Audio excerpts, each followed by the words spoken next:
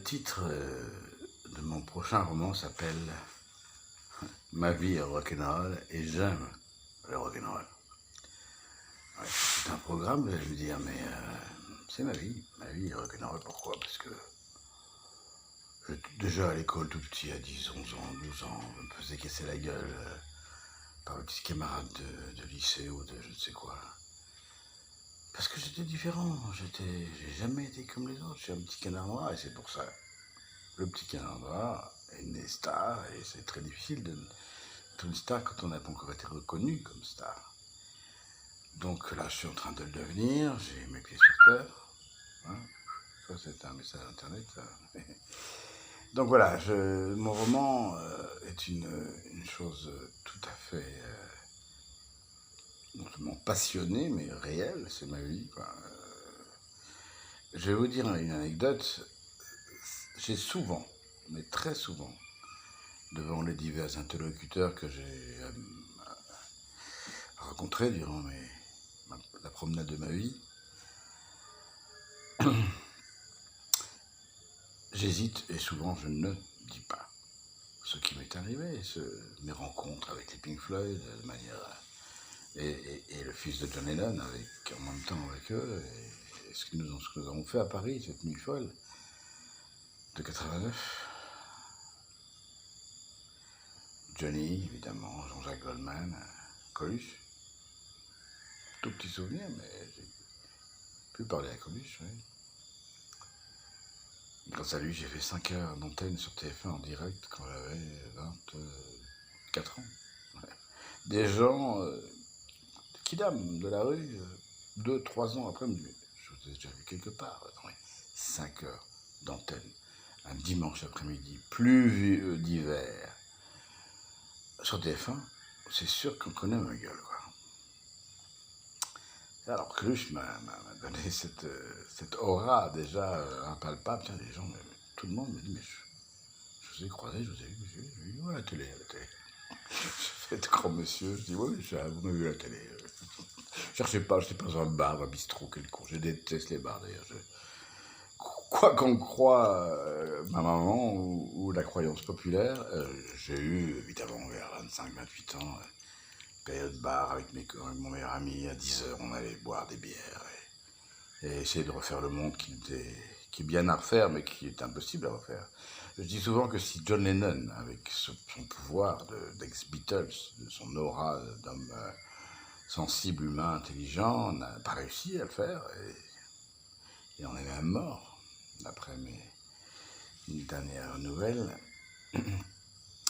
un homme de paix est amené à mourir, parce que les gros lobbies de guerre, les fabricants de canons, d'avions, de bombes, ils veulent la guerre, parce que c'est comme ça qu'ils gagnent leur vie. Alors ils veulent la mort pour gagner leur vie. C'est pas mal ça. Ils veulent la mort pour gagner leur vie. Ça pourrait être le titre d'un prochain roman. Donc ma vie est rock'n'roll, et j'aime le rock'n'roll. Alors nous commençons 1962, Bruxelles. Un soir de printemps.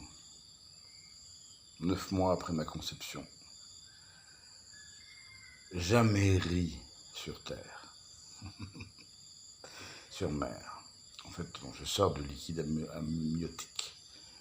Et on va me longer dans des tissus plus ou moins vaporeux et douillés. Je continue à être un petit poisson. Un petit poisson, ça met le bon temps. Et je m'aperçois que la Terre, c'est pas à la mer, justement. Ah, gros problème. Donc peut-être déjà, dès le départ, mon inadaptation à ce monde vient de là. Je suis de la mer et on est sur Terre. Voilà. Et ça ne m'empêche pas d'avoir les pieds sur Terre, rassurez-vous. Je connais malheureusement l'être humain ou inhumain, ou moi, ceux qui nous entourent. Speedy Gonzales, alors ça, je ne parle pas, absolument pas du dessin animé, de la petite souris, non, je parle de la chanson Rock'n'Roll de Pat Boone, qui s'est retrouvé dans l'appartement de mes parents, je ne sais par quel miracle.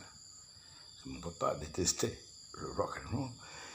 Et donc j'avais 1 an, 2 ans, et j'entendais You better hunt on Speedy Gonzales. You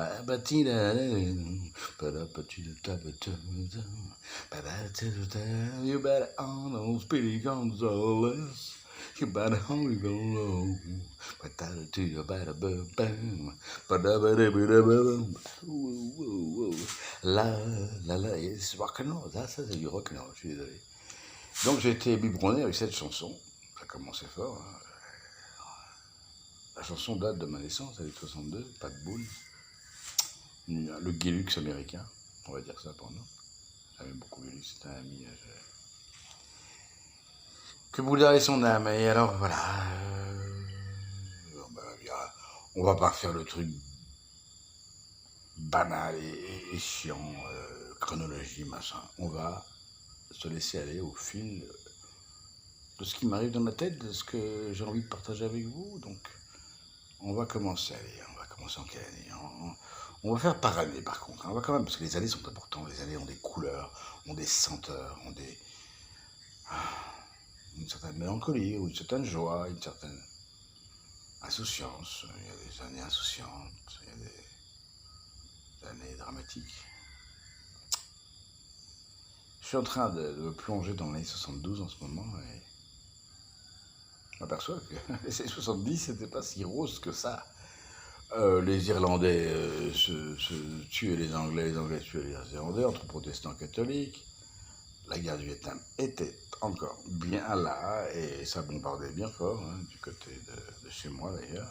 Ma piscine est américaine, je dis souvent, mais c'est un trou de bombe des années 70. Oui, le Vietnam ici à côté, là, c'était la guerre totale. Hein. Il y avait des hordes de squads, de B-52, ou je ne sais plus très bien, je ne suis pas très calé en aviation militaire. Mais j'aime, il s'agit de l'Indochine. Alors l'Indochine, oui. Alors on va commencer par des années qui ne sont pas des années que j'ai vécues, mais encore une fois, je vous parlerai de Mick Jagger, avec qui j'ai un très bon contact, on va dire comme ça. Voilà. Quand deux stars se rencontrent, et la star qu'il est, si un jour j'arrive à sa hauteur, je pourrais dire, mais je commence tard, hein, j'ai quand même, je suis pas tout jeune, je suis star depuis longtemps, mais pas encore reconnu, donc j'ai encore, il vaut mieux que j'arrête tout, là, j'arrête la cigarette, le whisky et tout, quoi. Le coca, tous les hamburgers, les pizzas, tout ce qui est bon, quoi.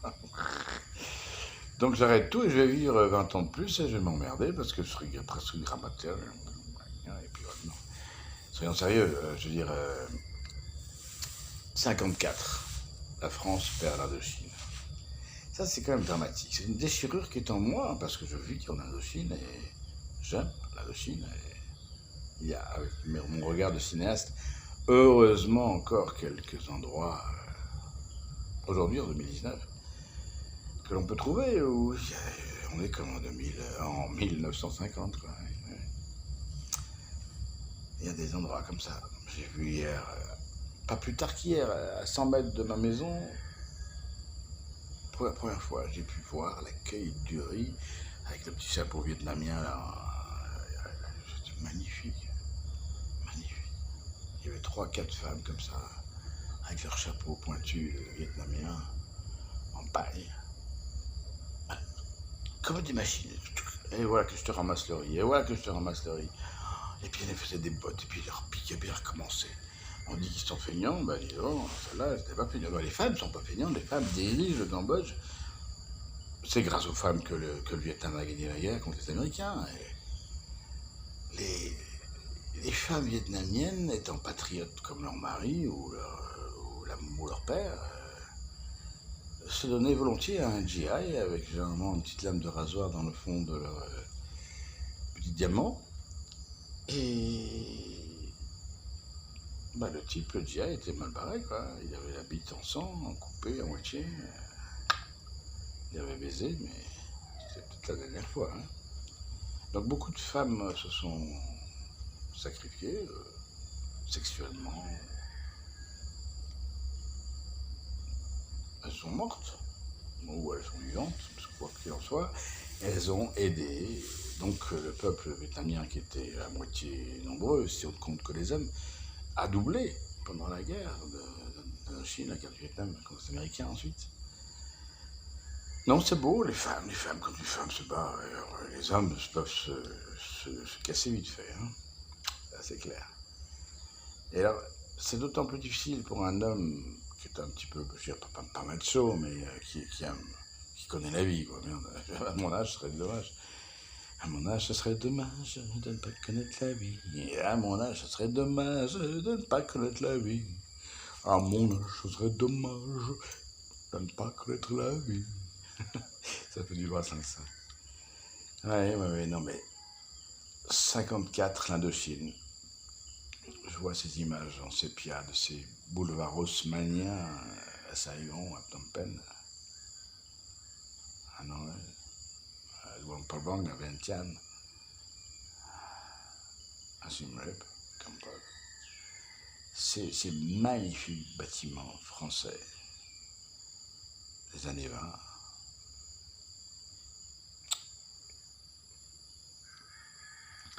On est à 11 minutes 20, là, je viens de faire un petit récapitulatif.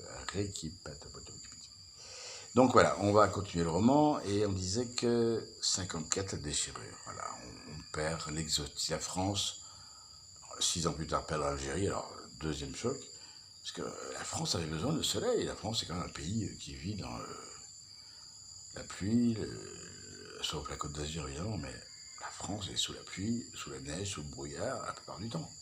Hein, et on a quoi, 2 mois d'ensoleillement dans l'année sur 12, c'est très peu, alors que, voilà. C'est pour ça que les Français sont déprimés, c'est pas tellement à cause de Macron. Tout le monde sait que c'est une marionnette, une poupée qui est mise par là, que ce soit un autre ou un, ce serait juste la tête qui change. Ce sont des marionnettes, mais la France est déprimée parce que elle est mal placée, quoi. Elle serait un peu plus au sud, peut-être entre l'Espagne et l'Algérie. La France serait autrement plus belle, et enfin, ça tend d'arriver. Hein.